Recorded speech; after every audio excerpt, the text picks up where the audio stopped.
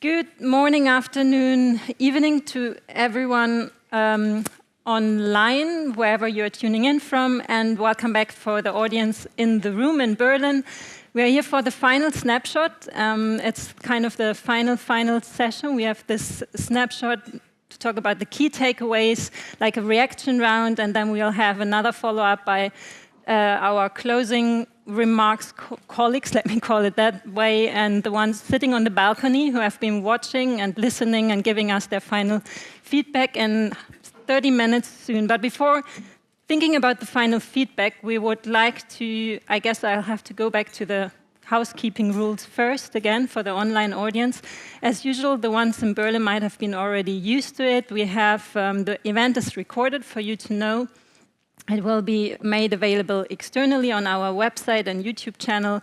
And if you have any questions or comments, please raise them in the chat. We won't have a questions and answers session after this snapshot as part of this snapshot, but we are happy to follow up on the questions and comments if there are any with regard to this panel. And if you have any technical issues, please let us know. There's a live captioning working and in the background, and we are happy to provide additional support as needed. So for our final snapshot, I won't keep you busy listening to myself very long. We have 4 panelists or 2 facilitators, Darina and myself, with 2 experts on the panel. We have Tristan Hale from Sphere, or the Sphere Standards. I will talk about that a bit more in a second. And we have Renet with us. Now I have to look at my paper, Van der Waals, I hope I'm pronouncing it correctly, from the Ministry of Foreign Affairs in the Netherlands. And first of all, before turning to Renet, I would like to turn to Tristan first. Tristan, as I already mentioned, works for Sphere. Maybe those in the room can probably quickly raise their hand who knows the Sphere Standards or the famous thick Sphere Standards handbook. Okay, that's already the majority. So he joined Sphere in 2017 as Learning and Training Manager, and today he's the Head of Communications and Learning Services. His background is computer science, so we'll hear about that in a second. But why we asked the question of you raising quickly your hands if you're familiar with Sphere. Sphere is one of the probably most famous frameworks in the humanitarian sector, setting a lot of principles on all the different sectors we are working in: food security, wash, shelter, whatever kind of background. And it aims to improve the quality of humanitarian work. And why did we ask to have Tristan on the panel with us for the key takeaways and reactions? Is to understand, we have been talking about digital technologies, we have been talking about accountability, locally led humanitarian response, and we would like to learn how Sphere, as one of the most famous and standards in the sector, is thinking about what we have discussed throughout the last 2 days, and how you are, or what are you taking home, and how are you addressing those kind of questions, thought-provoking issues around leadership, sharing power imbalances, sharing power amongst the various stakeholders in the sector. What are you taking home for the revision process, which I have learned is going to happen soon? Over to you, Tristan. Thank you. Thank you for the introduction. And thank you to CHA. It's a real privilege to be here and have this opportunity to speak to all of you. So I think Sphere is quite well known in the humanitarian sector, but there are some people here and perhaps online who are not from that sector. So just to confirm, we're probably best known for this, which is the Sphere Handbook. It's in its 4th edition. But more than that, we're not just a handbook. We're really kind of these days a global community of people supported and enabled by a small secretariat, of which I am a part. That's just 7 people. So I do have some slides, if I can see those. Oh, they're up there already. Okay, so I'll start with a quote, which I can't see. Can I see that here, please? Or I can turn around and hurt my neck. Okay, great. So humanitarian programming is increasingly complex. Humanitarian actors face a world where needs continue to greatly exceed their capacities and resources to assist. And they recognize perhaps more than ever that there is a clear need to learn from the past so that they can better respond from the future. I hope we can all more or less agree with that problem statement, and certainly Kassem, who was talking yesterday, echoed that, saying, we are not learning from our mistakes. So the Sphere network has been, hopefully helping the sector to learn from their mistakes for 25 or 26 years. I think we can do better, and I think maybe technology can help us to do better. So before I come on to that, just want to briefly mention the Humanitarian Standards Partnership, because during those last 26 years, we've been joined by a number of other humanitarian standards providers. So as well as now having standards for WASH and food security, nutrition, shelter and settlement, and health, we also have many standards within the HSP for education, for camp management, for livestock, for market analysis, for inclusion, for economic recovery, for child protection, and most recently for crop-related livelihoods. And there are others who have expressed an interest to join, and so that's part of what we do in the Secretariat, to talk to those possible people. And one of those, perhaps of particular interest here, is around data responsibility.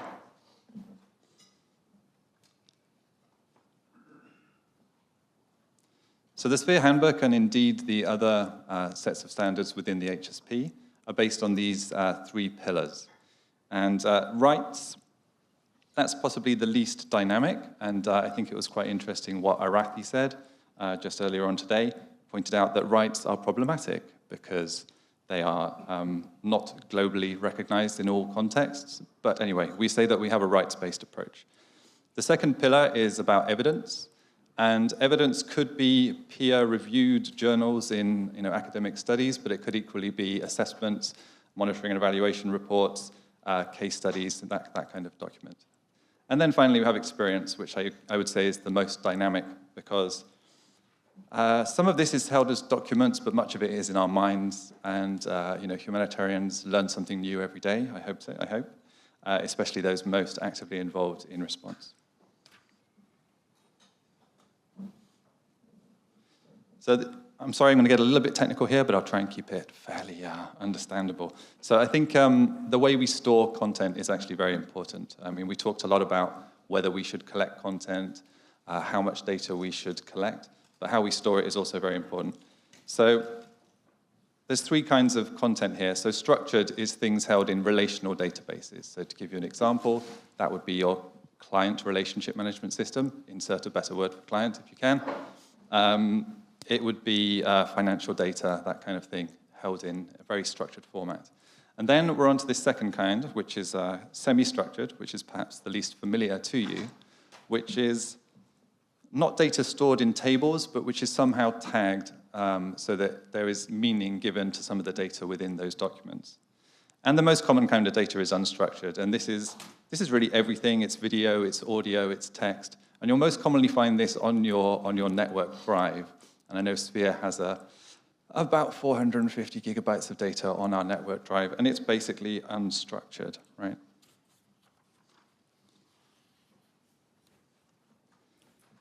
Okay, so here's kind of where Sphere has got to in our digital transformation journey.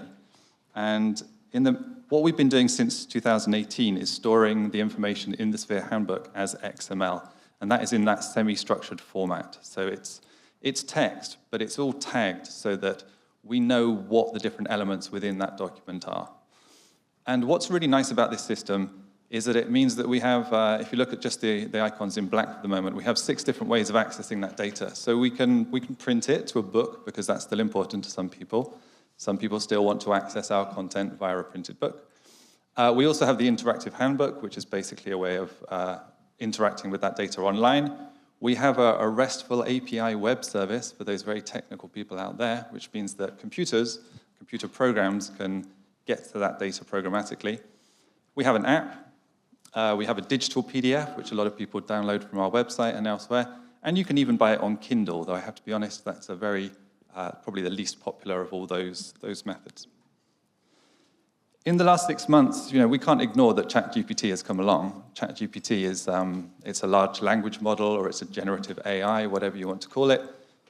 The way we see that is it is another means in which people want to interact with data, and it's being increasingly used out there in the wide world. So again, we can't ignore it. If humanitarians are using ChatGPT, which we know they are, to write proposals, that kinds of thing, we need to be aware of that and react to it. How am I doing for time? And just to sort of throw this one in here, to say that coding, writing your own chatbot is really not perhaps necessary.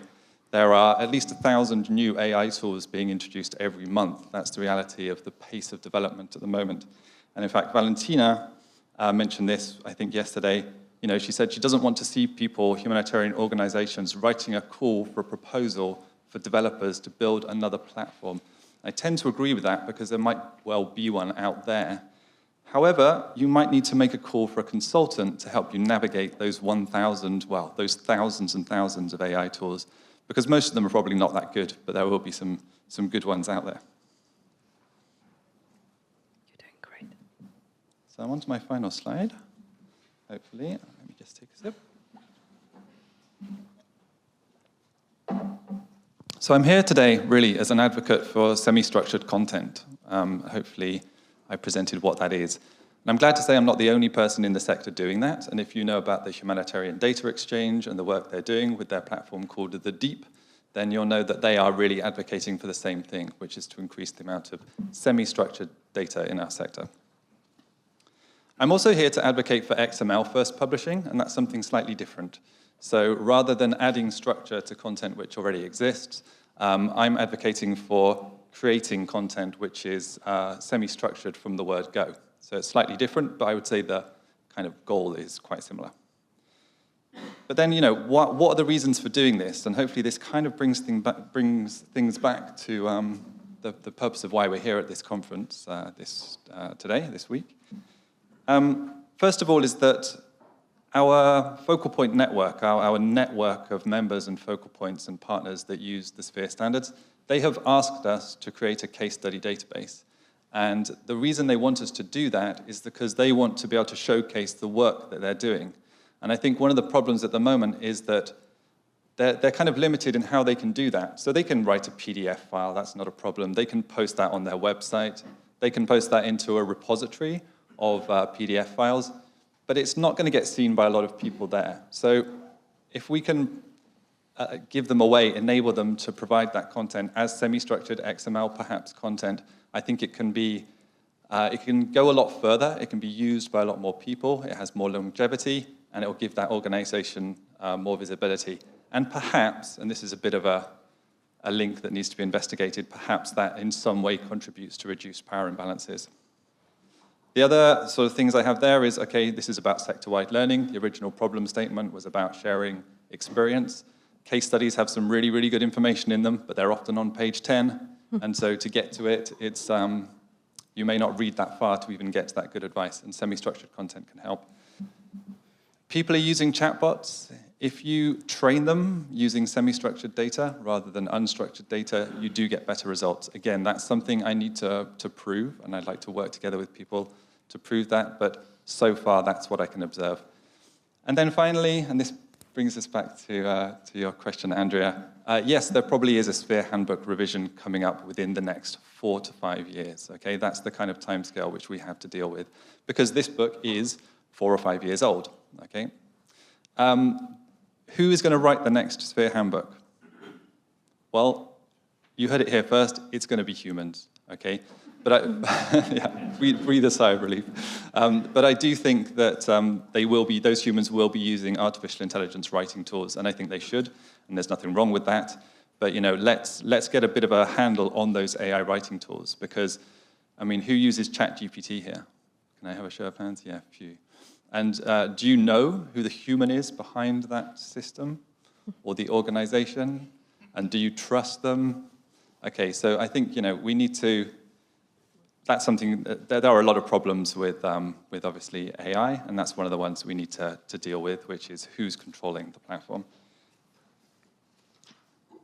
To close, so a couple of takeaways. Is it okay? Can I have one more minute? Great. So something Chilande said, which I thought really stuck with me. Yes, the human behind the tech is important. So that was my point about who controls ChatGPT. Patrick yesterday said data collection is extractive. I tend to agree. I think most of our data collection processes are extractive, but I think it doesn't have to be that way. And maybe one way to tackle that is to get better at sharing the data that we collect from people. And finally, it's great to talk at conferences like this, but I think we do need to follow that up with action. So what particular actions will I take away? Well, as Rajan said today, to achieve that kind of equitable partnership arrangement, we face a marathon. And I think it's much more than a marathon, much more than a marathon. I've never run a marathon, I'm not sure I could, but I think that would be much easier than trying to have equitable partnerships in the field, right? And Arathi noted today that we don't appear to be moving forwards. And this is tough, this is the reality, and it's easy to get a bit disheartened by this sort of observation. So I think we need to be a little bit optimistic and a little bit pragmatic. So one thing, the three ideas which I've taken away. One is let's talk to our donors if we're in that kind of job role and talk to them about flexible funding and hope that they are as accommodating as the German FFO, excuse me. Let's recruit information managers, as our friend from Syria suggested, because this is happening and we need to be able to handle those information requirements of us. And finally, look, if any of this made any sense to you and you're interested to share some of your content in a kind of semi-structured way, then please come and talk to me and we can discuss how you can go about that. I spoke for far too long, didn't I? Thank you. Thank you, Tristan. But it was indeed very interesting. Now let's turn to our other panelist online, which is Renet from the Waals. Sorry for my faulty Netherlands Dutch pronunciation. But Renet is truly experienced in the Ministry of Foreign Affairs in the Netherlands, as she has had various positions in that ministry. But since 2019, she is the coordinator for mental health and psychosocial support in crisis situations. Before that, she was the head of the Health and AIDS division at the ministry, and from 2004 to 2014, she held the position of deputy head of mission at the Netherlands embassies in Tanzania, Burkina Faso, and Afghanistan. Renet, we have been talking about many solutions, many approaches towards more equitable partnerships during this conference. But one thing what we keep coming back to is actually that it needs some political will first to recognize the power imbalances that we have in the system and to question the default systems and the systems that we have. And actually, I'm very glad that we have you with us here in the panel because you are actually one of the few very powerful actors in the humanitarian system who is brave enough to at least revisit their processes with risk specifically and look into them more deeply. So my first question would be maybe, what got you started in this whole process? I know you're writing, well, you're working on a risk-sharing platform and a risk-sharing framework, but of course we are curious to know what got you started. Thank you very much. And just, could you not, I think you can hear me well, can't you? Yes, wonderful. Thank you for this opportunity, and apologies for not being with you physically. I'm happy for the digital possibility to be with you virtually. And what caused us to move on this, to start an initiative on this? This is really about systems, about the people behind systems. I heard Tristan refer to that, and I think earlier speakers.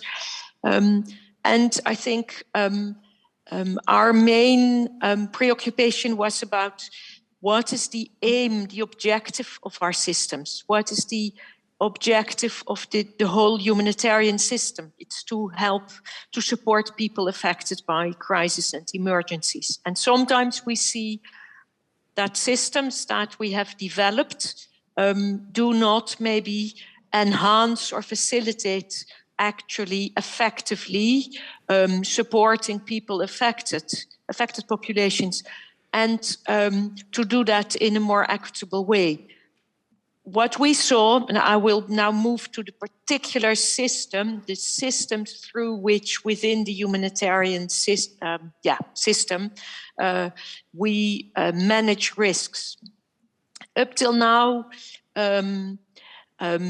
separate actors within the whole delivery chain, so back donors such as the Netherlands, intermediary organizations such as UN organizations or big INGOs, and in-country first responding organizations, all do have their own separate risk management systems and do their risk analysis unilaterally.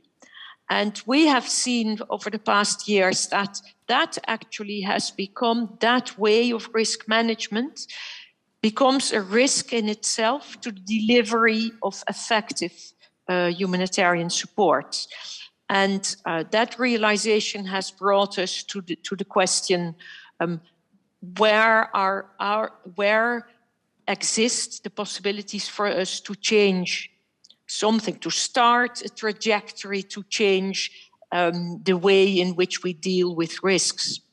Because one of the things that preoccupies us is that this unilateral way of risk management means that without dialogue, without discussion, without jointly assessing risks, for example, we can tend to transfer risks to other organizations which may not have the flexibility or the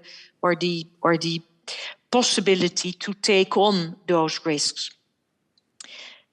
And this is really why we saw the need to develop a tool meant for anyone throughout the whole humanitarian system, the delivery chain, to start that dialogue, to discuss, to together and jointly assess which risks exist for each, not only for us, for example, for us as back donor, but also for the in-country implementing partner, and to jointly assess what the impact would be if such a risk materializes, to jointly agree on mitigating measures, prevention, and on what to do if a risk materializes. And that's where this is really about the dialogue. So the fact that the regular way of dealing with risks became an obstacle, could be seen as an obstacle to more effective delivery, was the reason that made us decide to start developing a tool, to start changing the way in which we assess and deal with risks. Yes. There's much more to tell, but I think maybe you want to ask another question. No, I actually wanted to ask you to elaborate a little bit more about this process. Where are you now, and what are your next steps? Yeah, good. So together with ICRC and Interaction, and with the multi-stakeholder platform, a risk-sharing platform, over the past number of months, we have developed a risk-sharing framework, which really is meant as a tool to enable that dialogue that I referred to before, the dialogue between different actors within a delivery chain about which risks are identified, how are they assessed for each. A risk for an implementing partner in country may be much higher. The impact, if it materializes, may be higher than for the back donor. But there are other risks of which the materialization would be much worse for the back donor. So the discussion about this is very important.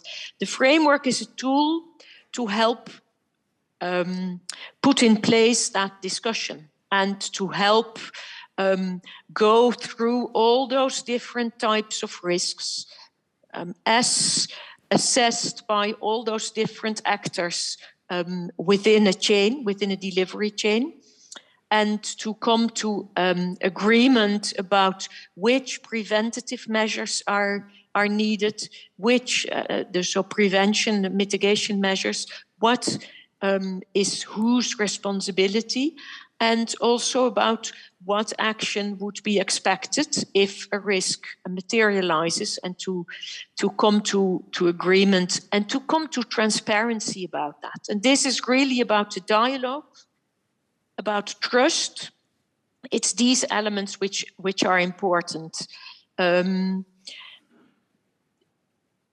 Let me just see, because you asked for it, where are we? So the framework will very soon, it's nearly fully developed, and it can be used by any partners in the humanitarian field. The idea is that at the Grand Bargain annual meeting, it will be presented. Very soon it can be found on the Grand Bargain website.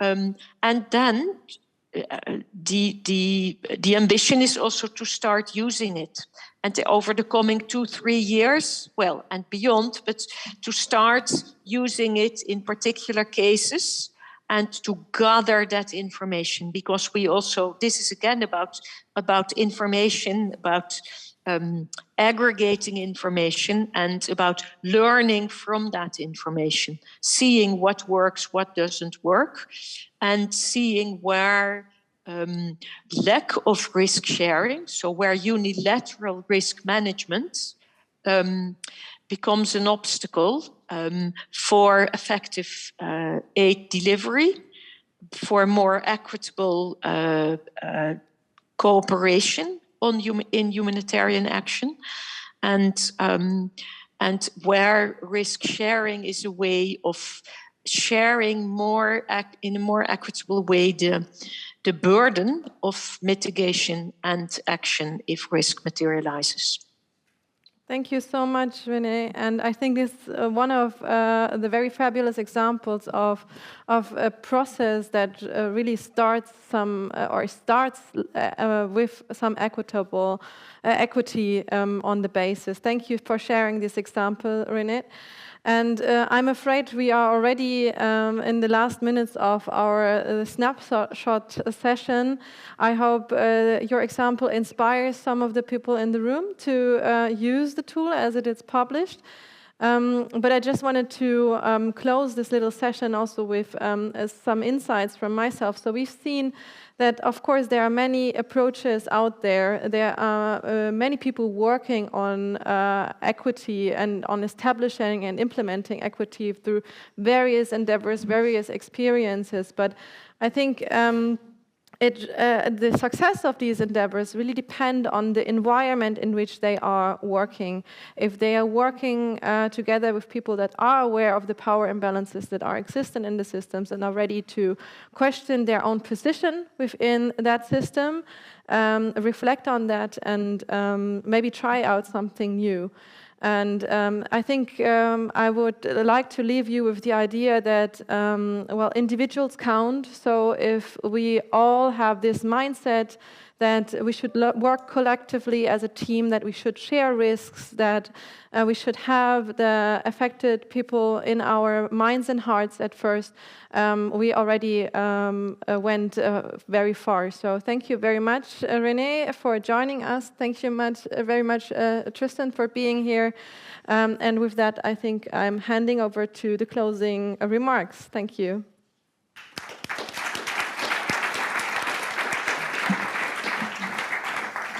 You join me. Thank you. Any links? Please stay with us for a few more minutes. Please take a seat. You are used to that by now. We would like to close in a few minutes. But we want to make sure that we use and benefit from the feedback mechanism we try to establish in this conference, and give the word once again to our two rapporteurs in a minute, but as well to invite our discussants we have here in the hall, if they want to share any takeaways, any final feedback. So after the two colleagues here, I will ask you, and you can raise your hand and take the mic again. before we close with a few outlooks, and I invite you for another drink out there. So let's try to wrap it up. In the first place, can I ask the two of you, I know that you are very outspoken, so in the first place, could you just share one key takeaway from this conference, from your view? And Arbie, I warned you that I will ask for one key takeaway, so I give the floor to him first, and you can make up your mind. Hello, hello. Oh, the discussions today has been very, very interesting. So I'll try to keep it like one takeaway, but I have a number of points, so forgive me for that. I mean, like the session on like learning from tech, right? Like I did like a little exercise when I was sitting there. Okay, like what are some of the things that we can learn from tech? Like, so for example, the word client. Clients, so Arathi mentioned earlier, if you want to know where the power is, follow the money. Usually in the private sector, in tech, the clients have the money, right? So like for me, if you want them to be clients, give them the money and then make them buy your services. And then so something for INGOs to think about is, if the client has the money, will they be buying your services? Something about... I was like, something that we could learn from tech is ratings and reviews. I'm sure many of us here have Uber, and you have a rating as a passenger. Were you a good passenger? We rate the drivers as well. How would local actors and local organizations rate you? Rate your organizations, rate you if they work on you day to day. Why don't we have ratings and reviews for NGOs, like a website like Yelp or something, and then we can review the different INGOs? What would people say about your organization, right? Arathi also mentioned redress. If we buy something from Amazon or from another tech product, we can return it if we don't want it. Can local communities and local actors return their services that they received if it's crap, right? So here are some of the things. But for me, the main takeaway is something around what the colleague from GFFO mentioned this morning. You know, INGOs, they like to, I like to dig deeper, right? Like Arathi mentioned as well, why can't we move forward with our conversations? And I think there is like a deeper, we're stuck at a deeper level here. And for me, this is around purpose. I think, you know, sorry, I'm rambling, but like this can be approached in... That's why I asked for 1 point. Yeah, sorry. I'll try to be quicker. But like, so with the agile management, I'm such a fan of that. But at the same time, if you push the analogy further, you know, with the tech products and stuff, like if the product is great, that's great, but the product is not the purpose. The purpose is profit. And so if it's not a profitable product, I'm sure the venture capitalists will pull the plug, right? And so in the same way, in INGOs, even though you make the kind of like the donors, the product owner or whatever, they're the equivalent of the venture capitalist. And if that's not meeting their purpose, they can kill the project or they can pull out. But what's the purpose, right? For GFFO, is it foreign policy, or is it really about addressing problems? A lot of the development agencies we've seen have been merged with foreign policy. That's about the self-interest of a lot of donors. So that's one thing. And then another thing is, finally... A final one. Final one, for sure, is INGOs create these narratives of, oh, give us €5, give us £5, and we'll save a life, we'll improve, you know, these communities. Then they complain, but we can't do anything about it because we're constrained by the donors. Then donors say, but we can't do much about it because we're constrained by the taxpayers and the publics. Then, when we look at it deeper, what informs the narratives inside the taxpayers' heads, inside the public and members of the public? That's the stories, that's the narrative that's coming out of INGOs. And because of this simplified narrative, then they elect politicians who then promise simplified solutions. These politicians head government agencies with simplified policies that then constrain INGOs. So it's like a vicious circle, right? And Rajan mentioned earlier that it's about narratives and mindsets. And so what is the narrative? What is the mindset we have for aid? What is the purpose of aid? And I think this is something, for us to be unstuck in these discussions, we have to think about what we think is the purpose of aid. Sorry, that was a lot.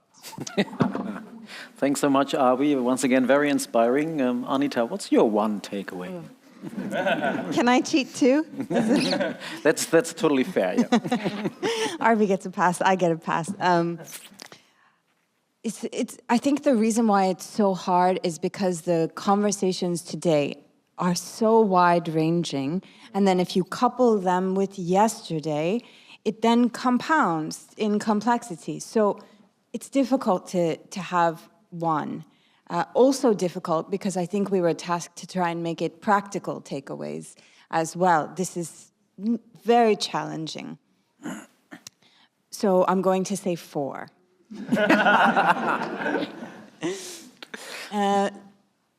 The first is when I think personally about what I learn from tech is the creativity that I see in the industry, in that sector. There's a lot of creativity. And it could be that in the management process, this agile management process, they have built in the space for creativity. I think in our sector, we have creativity. We do, but it is not kind of built on or invested in the ways it is within the tech industry. And so if I were trying to think about what to learn from the tech industry is how do they invest in creative projects like Dr. Shivanji's project that really allow good ideas to grow. So if that's in the management process, if it's in, Rajan was talking about skills, is it in the skills of the staff members? I don't know, but I do think that this is something that I'm taking away, trying to figure out. That's point 1. I think point 2 is really also inspired by Arthi's brilliant inputs into the conference, these questions around morality and ethics and rights, the challenge that she posed to us to look at our interventions in a different way. And I think from a practical perspective, trying to think about that question very practically, there are applications within your organizations, conversations that you can be driving in pivoting how humanitarian aid discussions happen, but you can also engage in, okay, this is another terminology, but civic space discussions, right? Because we cannot talk about rights and morality and ethics and local leadership when we are operating in contexts where aggressive states are putting limits on what local and national organizations can do in their communities. So that's, combining different worlds here, but really I think important for us to walk away from. And as humanitarian organizations, I think we have a responsibility to not just provide aid, but also stand in solidarity with organizations that are feeling the restrictions that their governments are putting on, and vice versa. That's point 2.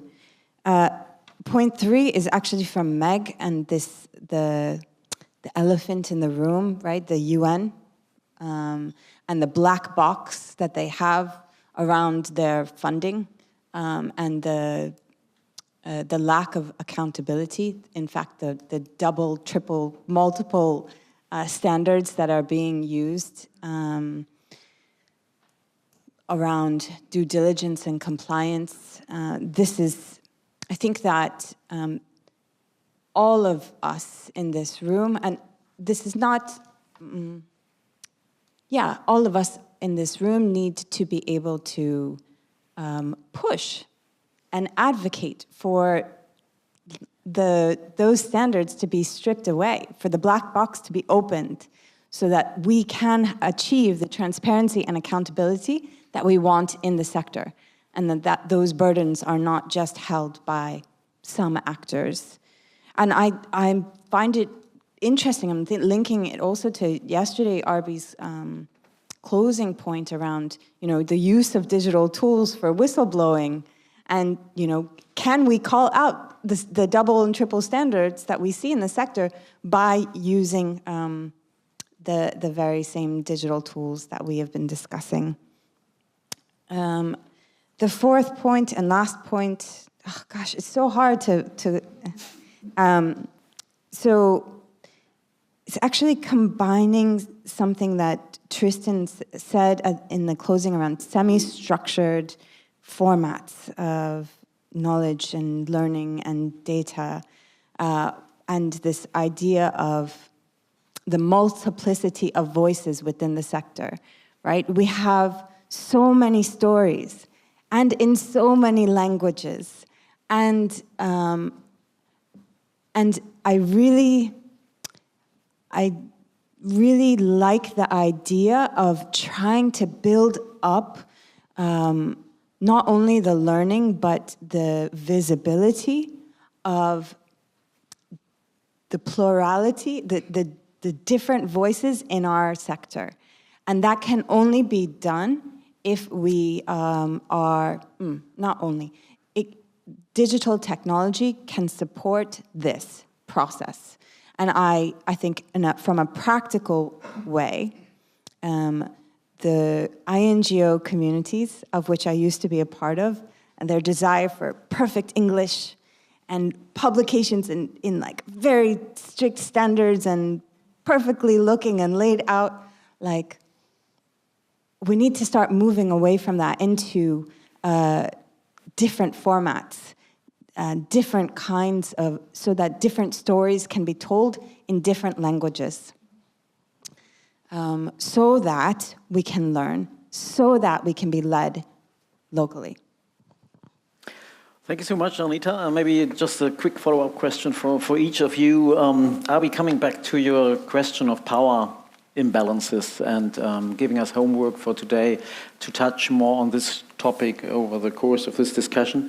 And maybe also putting the question a bit to you, one could say, listening to the discussions today, it might be also a hen and egg thing. There are hopes that by digital tools, participation can be expanded and power imbalances could be overcome, but power imbalances make digital tools being developed in directions where they don't challenge power imbalances and following other priorities.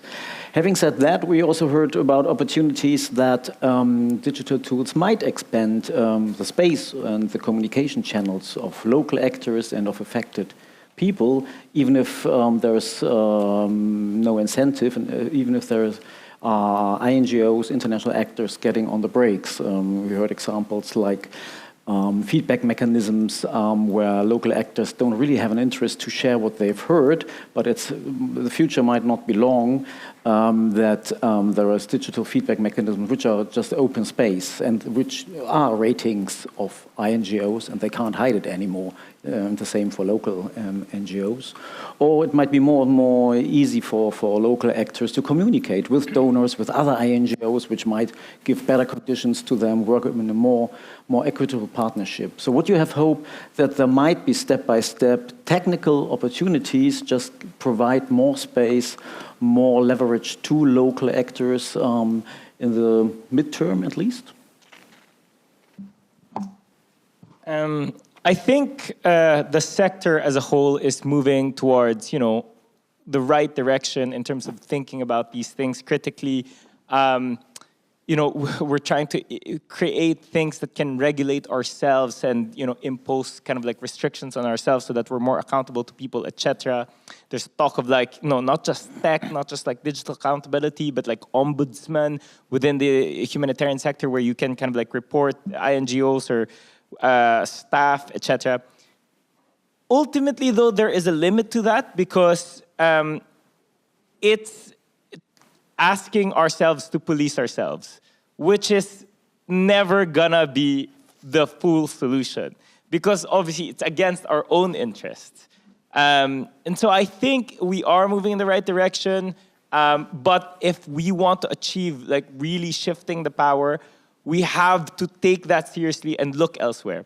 In other parts, in other forums, I've suggested ideas like local actors union that can hold into account big INGOs, or a citizens assembly that then has a say on the policies of development agencies and development ministries that give out funding.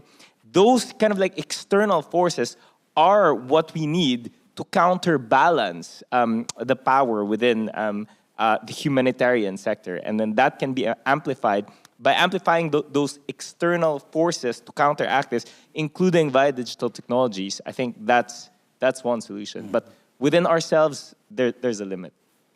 Thank you. And Anita, maybe a final question, going a bit beyond the digitalization issue. What we didn't touch much on, because for good reasons we focus on how could we shift power to the local level and to local actors. At the same time, many people question, well, once power and finances and everything is on the local level, why shouldn't they behave the same way as the UN does, as the international actors do?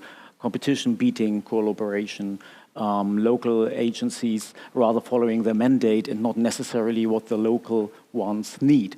So what gives you hope that maybe by digitalization or maybe by other ways we can ensure that we don't replicate on the local level in the foreseeable future what we now have discussed for 2 days as key issues on the international one?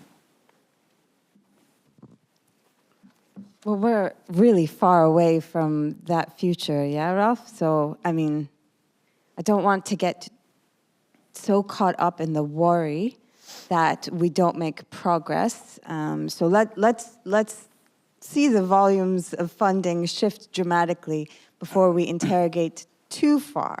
However, attempting to respond to the question, I think the evidence is in the work of certainly NEAR members, but like other local and national organizations. You know, I was speaking to someone in the room here. Sorry, I can't find him. But representing an organization who works in one country, is a large national actor, and through over the past decades has become bigger and bigger and increased its scope and mandate and started providing services in other countries. So BRAC is a good example of this kind of organization. It's one of the ones that comes to mind often and quickest. But the way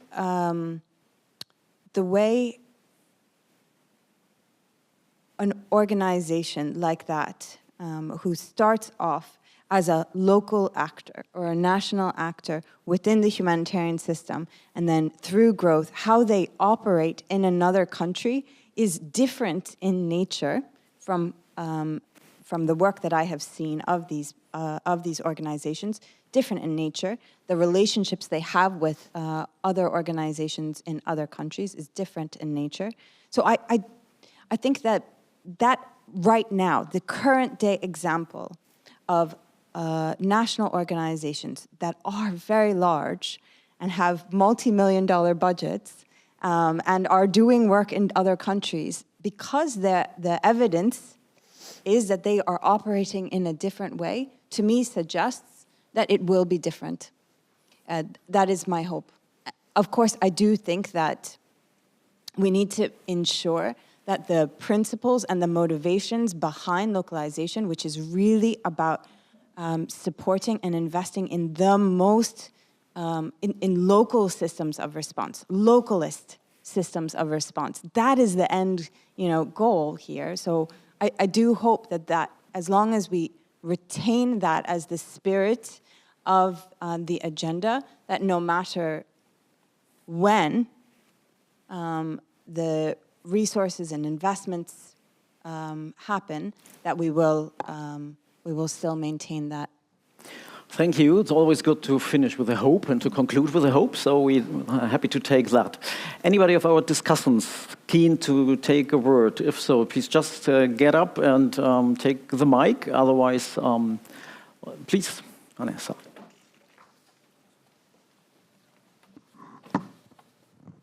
Thanks. Thanks. Yes? Is it working? Yeah. Okay. Anita mentioned the importance of including other languages. And I, for example, with my limited English level, come here together team to show the work of localization, local organization, and our challenges. And first, I would like to say that it's important to value the knowledge of both actors. It is important to promote relationships that are respectful of context and local capacities. Local organization can learn and can work without a permanent supervision, without a paternalist supervision. Local organizations require support to learn or improve their capacities that allow them to access resources and improve their accountability. It's important that donors take local context more into account and don't request a proposal with predefined topics, yes? And this doesn't allow meeting the needs and to access a localization that communities provide, yes? And I can say that I would like to mention that the Together project in Colombia is promoting the learning of agile methodologies for project management, such as Scrum, and is also promoting an exchange of knowledge between organizations. Finally, I want to invite you to participate in a second localization and innovation congress organized by us as Together Project Local Humanitarian Partners. We are promoting localization in Latin America because I identify that the concept of localization of clear to us here, but in Latin America, we need visibility, more visibility. If local organizations don't come together, they can't demand or do collaborate work. Thanks. Thank you so much, Vanesa. Anybody else? Yeah, Talha. Hi again, and thank you very much for this opportunity as well. I just want to mention after the takeaways also one point regarding after this event. When I am returning tomorrow to my country, to our projects, I'm very glad that now I have many solid, concrete takeaways to implement right away. I mean, we are discussing maybe the future of the humanitarian aid, but also, I mean, change starts with people, and I think as people, there are certain things that we can start doing right away. Especially when we are talking about that panel 3 regarding the agile management. I mean, of course, this will require some time to maybe change the mindset as we discussed here. But I'm also happy to return with the concrete, just solid changes that I can start immediately, even without like changing the way that we work with the international partners, because I think experiences shared here showed that there are many things need to change, but it is not just between donor or international partner and not international partner and the local partner, but also within our organizations. Hierarchy is there, trust issues may be there between field and the office. So I think there are many points that we can return to each of our organizations. Thank you. Thank you. That sounds good as well. Please. Carlos, and we get translation again in a minute. You will speak in Spanish again.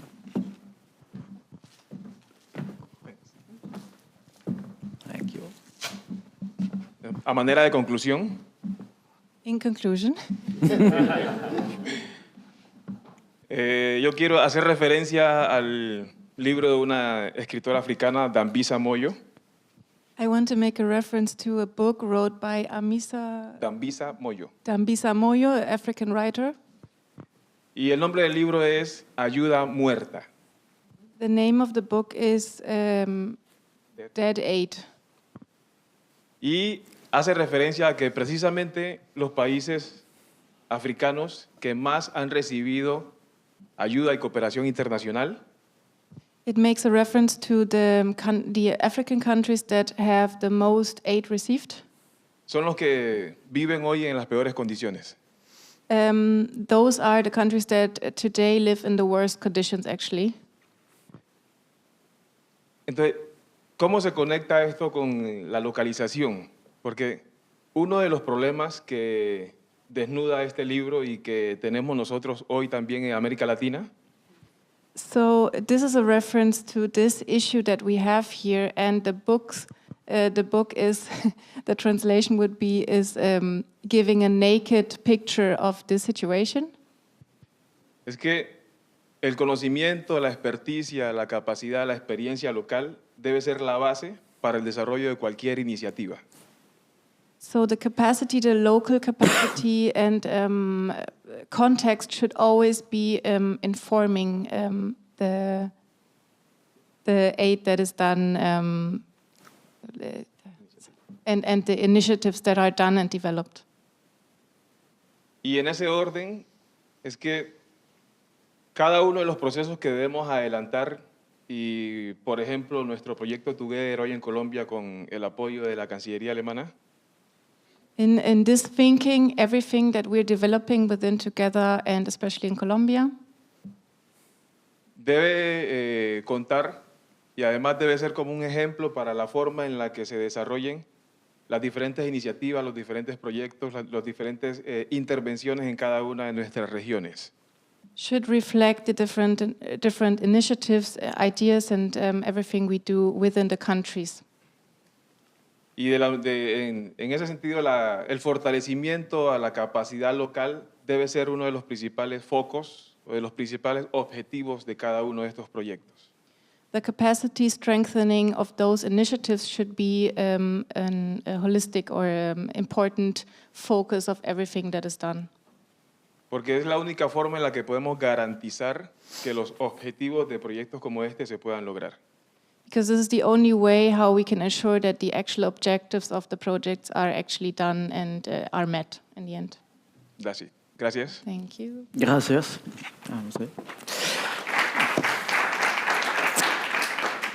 Thank you so much for this final feedback, surely broadening our horizon once again. And I hope you appreciated how we tried to ensure our own accountability regarding this conference, to have different ways of getting feedback straight away from you guys and from our discussants traveling all the way just for our conference. Thank you so much again for that. CHAR surely has a long way to go itself on accountability, on collaboration, with partnerships, with greater diversity. So many thanks for attempting this in the context of this conference for now. This has been the feedback of our discussants and our rapporteurs. We are very keen to get your feedback as well. In the evaluation forms you have on your seats and you will find online. It would be great if you could share that straight away. Our key supporter of this conference would appreciate that as well. To mention it again, this has been co-financed kindly by the German Foreign Office, this whole conference, as well as the two key projects out of our spread project, which have contributed to this by 2 papers for a start, which we have shared on the locally led humanitarian action and on the digitalization side. So a big thank you to the German Foreign Office once again. There will be a follow-up for a next discussion. Let me see if I can see the screen. If you wonder, well, where do we go from here? For example, we will have a follow-up event soon, still to be to be dated in June, most likely, together with our colleagues, among others, MEC and Ground Truth Solutions, which will follow very similar discussions, and hopefully with a very diverse panel once again. And now it's time to start the thank you. Thank you for start, of course, for our hosts here, the Spielfeld, the building, the host, the catering, etc., which I think we really appreciated, which was great. Many thanks to Live Records, who did once again, I think, a great job on the technical side. But yes, give a hand in the first place before I keep running. So then it's time, I think, to say a big thank you to the 2 masterminds I introduced in the beginning. You've seen for 2 days, but now it's really to give a hand and say a big thank you to Darina and Andrea, who have conceptualized it. Please come on stage. Ta, ta, ta. So,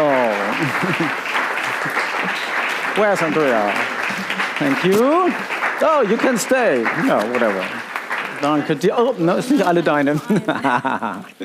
Then a big thank you. Behind the scenes, we had a conference team working on this for months, and a lot of credit goes to them. So may I ask, please, Anne, I may speak German if you don't mind, Anne, Johanna, and Jakub to come on stage as well.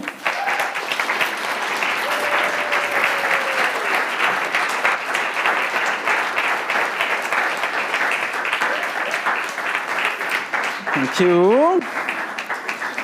Then, danke dir.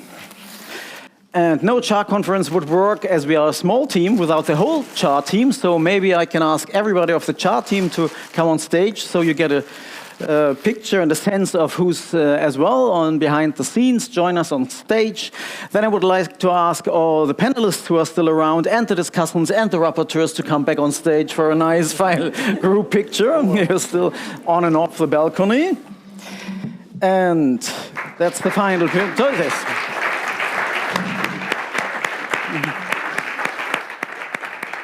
That's to the chart team.